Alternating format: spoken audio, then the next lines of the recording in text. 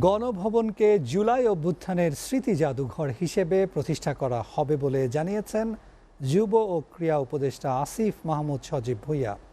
সন্ধ্যায় রাজধানীর foreign service একাডেমিতে উপদেষ্টা পরিষদের বৈঠক পরবর্তী সংবাদ সম্মেলনে তিনি কথা জানান।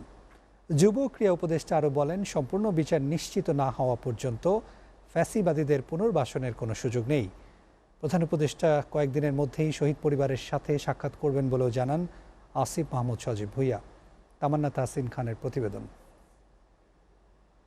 প্রধান উপদেষ্টার তেজগাঁও কার্যালয়ে ডক্টর মোহাম্মদ ইউনূসের সভাপতিত্বে অনুষ্ঠিত হয় উপদেষ্টা পরিষদের বৈঠক। শুরুতেই টেস্ট ক্রিকেটে পাকিস্তানের বিপক্ষে বাংলাদেশের বিজয়ে অভিনন্দন প্রস্তাব গৃহীত হয়। ছাত্র জনতার গণ অভ্যুত্থানে আহতদের দীর্ঘমেয়াদী চিকিৎসা এবং বন্যা দুর্গত এলাকার ক্ষতিগ্রস্ত প্রতিটি পরিবারের পুনর্বাসন কার্যক্রম শিগগিরই শুরু করার সিদ্ধান্ত নেওয়া হয়। বৈঠকের পর ফরেন সার্ভিস একাডেমিতে সংবাদ সম্মেলনে কথা বলেন যুব ও ক্রীড়া উপদেষ্টা আসিফ মাহমুদ সজীব ভুঁইয়া। ক্যাবিনেট মিটিংয়েও গণঅভ্যুত্থানের 1 মাস উপলক্ষে ছাত্র জনতার অভ্যুত্থানে শহীদদের শ্রদ্ধা ভরে স্মরণ করা হয়েছে এবং শহীদ পরিবারদেরকে নিয়ে একটি সম্মেলন করার ব্যাপারে সিদ্ধান্ত গৃহীত হয়েছে। প্রধানমন্ত্রীর সরকারি বাসভবন গণভবনকে গণ অভ্যুত্থানের স্মৃতি জাদুঘরে রূপান্তর করে জনসাধারণের জন্য উন্মুক্ত করা হবে বলে জানান তিনি।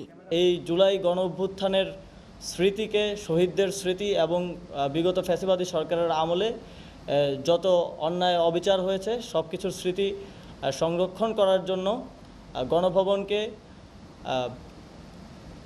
জুলাই গণ অভ্যুত্থান স্মৃতি জাদুঘর হিসেবে প্রতিষ্ঠা করা হবে এবং খুব দ্রুতই এটা নিয়ে কার্যক্রম শুরু হবে। গণভবন যেই অবস্থায় আছে, জনগণ যেভাবে এটিকে অধিকার করেছে, এটিকে বিজয় করেছে, ঠিক সেই অবস্থাতেই রাখা হবে। তিনি আরো বলেন যে দল বা জোট ফেসিবাদ কায়েম করেছিল সেই দলের নাকি নেতাদের বিচার হবে, সেটি আইন মন্ত্রণালয় সিদ্ধান্ত নেবে। যেই রাজনৈতিক দল কিংবা রাজনৈতিক জোট বাংলাদেশে ফ্যাসিবাদ প্রতিষ্ঠা করেছিল, বিচারের সম্পূর্ণ বিচার না হওয়া পর্যন্ত তারা রাজনীতি করতে পারবে কি পারবে না, এই প্রশ্নটা আমরা জনগণের কাছে ছেড়েছি।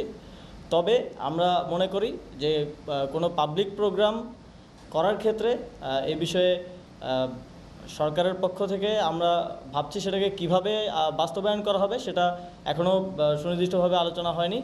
তবে আমরা এটাকে অবশ্যই নিরুৎসাহিত করব।